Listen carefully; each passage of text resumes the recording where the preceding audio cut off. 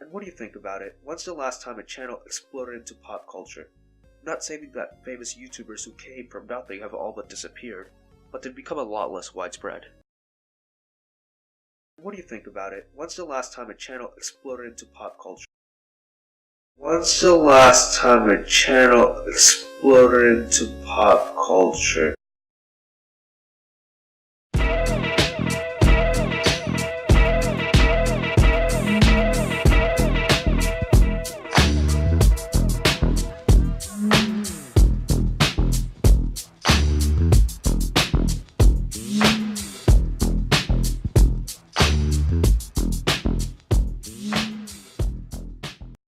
Mr. Beast. He's one of the biggest YouTubers today. It seems like every couple of days, he'll release a new video featuring a unique, never-before-seen challenge, which will get millions of views.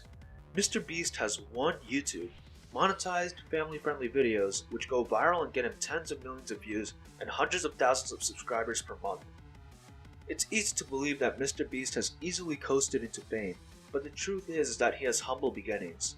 Today we're going to look at the timeline of Jimmy Donaldson's YouTube journey and how he got successful. I've actually been subscribed to Mr. Beast since before he hit 50,000 subscribers, so I've seen a lot of his growth happen firsthand. Throughout this video, I'll be interjecting with my personal stories and opinions about Mr. Beast. Are you ready? Let's go. Mr. Beast's YouTube story starts with a relatively unknown Facebook game called Battle Pirates. One day while he was playing the game, Jimmy encountered a hacker. He thought it was interesting, so he recorded it. At the time, he didn't know what to do with the footage, so he made a YouTube channel called Beast5TY and uploaded it under the title of Most Insane Battle Pirates Hacker. This was Jimmy's first ever YouTube video. I actually tried to find it on Wayback Machine, but for some reason I wasn't able to. Even though Jimmy was unknown, and it was just his first video, he got over 1,000 views. This is because nobody else on YouTube was uploading Battle Pirates content at the time, so whoever was playing the game watched his video. This success encouraged Jimmy to continue making Battle Pirates videos, and after a while, he started making Call of Duty content too. Around this time, Jimmy started showing interest in another popular video game, Minecraft. However, he didn't want to upload Minecraft to his main channel, so on February 19th, 2012, Jimmy created a channel, Mr. Beast 6000. Yes, this is the channel we all know and love today. One day later, he uploaded his first video, Worst Saw Trap in Minecraft Ever. The video itself was pretty bad, but hey, we've all got to start somewhere. 20 days later, he uploaded his second video, Harry Potter mod in Minecraft. Epic, must-see mod. Again, nothing special. So now, Jimmy has two channels, Beast5TY and Mr. Beast 6000.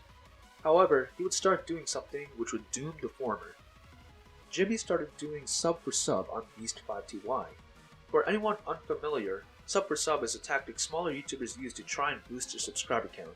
The basic premise is that you agree to subscribe to someone else's channel in exchange for them subscribing to yours.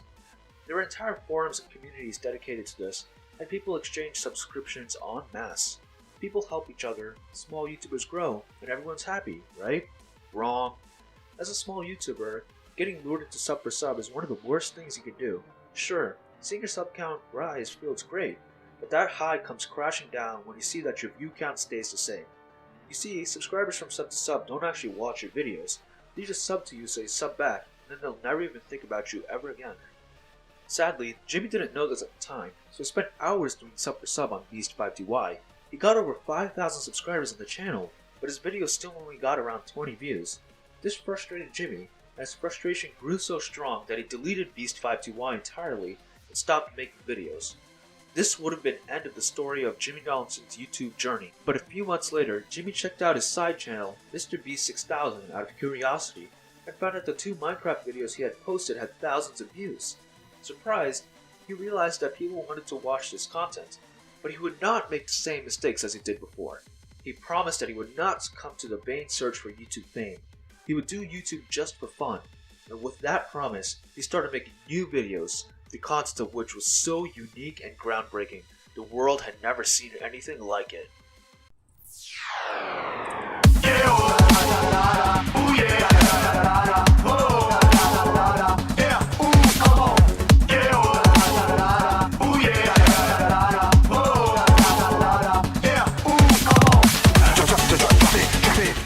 But it would take some time to get there. Mr. Beast continued to do gaming, but expanded to more games. While looking back through his channel, I was surprised to find that he had a decent chunk of Pokemon Showdown videos. The early days of my channel was also Pokemon Showdown, so it's kind of cool to think that we have that in common. Anyways, Mr. Beast started focusing on Call of Duty content. He built up a decent following, but the videos didn't change a lot. That is, until November 11th, 2013. On this day, he uploaded the video, How Much Money Does PewDiePie Make? This was the first commentary style video that Mr. Beast would make, and would dictate the style of his channel for the next 3 to 4 years. And isn't it kind of funny that Mr. Beast's first commentary video is about how rich PewDiePie is, and 6 years later, his videos would become one of the main factors for PewDiePie becoming mainstream again and having a chance in the subscriber war against T-Series. Now the first thing you need to do to become Mr. Beast is to suck PewDiePie's dick. Now I don't mean literally, I mean that could be like an added bonus, but this dude has like 10 videos all about PewDiePie and at least 6 of them are how much money he makes. This video also started a theme where Mr. Beast would talk about the numbers side of YouTube. He would make videos talking about how much money other YouTubers make, or how many channels have over 100,000 subscribers. Even though it's outdated, it's still interesting stuff to watch. Mr. Beast started expanding into a broader YouTube content, but he still did some gaming videos here and there. Once again, he was doing what he thought was fun. And on February 6, 2015, Mr. Beast uploaded a video making fun of YouTuber intros. It was a short video, mostly him just poking light fun at kids' lame attempt at YouTube intros. But what he didn't know is that this video would set his channel down a path to success. See, in 2015, a new trend was rising on the internet. This trend was cringe culture. The idea behind cringe is making fun of kids or fandoms for being weird or doing something socially awkward. Back in 2016, cringe was king. People couldn't get enough of cringe videos. Entire YouTube channels, most notably Leafy, grew to enormous power by making fun of people who he deemed cringy.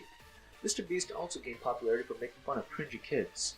Making fun of bad intros is just the first of what would become his flagship series, Worst Intros. Worst Intros would go on to get over 16 installments, tens of millions of views, and would single-handedly send his channel flying towards 1 million subscribers. Now let's talk about why Worst Intros was so popular. Like I said before, Worst Intros profited off the cringe culture of the time, but Mr. Beast was one of the only ones who compiled and commentated on the bad intros specifically. And unlike Leafy, whose humor was based on bullying his victims, Mr. Beast's humor was much more lighthearted. He didn't have such a cynical tone, and his self-deprecating humor and over-exaggerated jokes made it obvious that these videos were all in good fun. Despite that, Mr. Beast still unlisted all of his Worst Intros videos. It just goes to show that he really cares about the image he puts out to his fans, and he doesn't want himself to be seen making fun of kids. However, Worst Intros weren't his only videos in this time period. He also made other fun videos like replying to comments like a retard, or worst Amazon reviews, and microwaving a microwave. All these stupid videos were made for fun, but people liked it. Everybody on YouTube were making produced videos for views, so it was a breath of fresh air just to see a person making random videos for fun. At this point, nobody would have said Jimmy was wrong if he said Mr. Beast was a success. 800,000 subscribers is huge. Hell, if my channel ever reaches 100k subscribers, I'll consider it a massive success. But Jimmy was oblivious to the fact that his channel's explosion to popularity had not even started yet. His channel's true growth would start on January 8th, 2017. On this day, he uploaded the video, counting to 100,000 in one video. This was a simple idea for a video, one that I'm surprised nobody had ever thought of before. But this video went viral. It got millions of views, but more importantly, it got him attention across YouTube. People were surprised that someone advertised that they were going to do something this ridiculous, and then actually do it. In the era of clickbait and lies, such honesty was surprising and appreciated. All eyes were on Mr. Beast, and so he continued this style of video. Mr. Beast continued with what would be the logical choice, counting to 200,000 in one video, and so on. However, he did switch it up, making videos such as watching Dance Till You're Dead for 10 hours, or reading the entire dictionary. These were really good ideas. Everybody knew about these 10-hour loops of songs, but nobody ever thought to record themselves watching the entire thing. And what's actually remarkable is that while other YouTubers usually fake their challenge videos, Mr. Beast puts stuff in his video to prove that he's actually watching the video for 10 hours and not looping the footage or tampering with it otherwise. Truly respectable. It was this honor which gave Mr. Beast attention and respect all across the internet. It seemed like every video he released went viral, and powerful people started noticing. When I say app with tens of thousands of dollars to spare, you probably wouldn't think of Quid. I didn't either, but apparently we're both wrong. Quid is an app which specializes in custom emoji stickers you can use in messaging apps. Quid is no stranger to sponsorships. They sponsored many YouTubers before. So when they noticed that Mr. Beast's videos were going viral, they were quick to extend a sponsorship offer.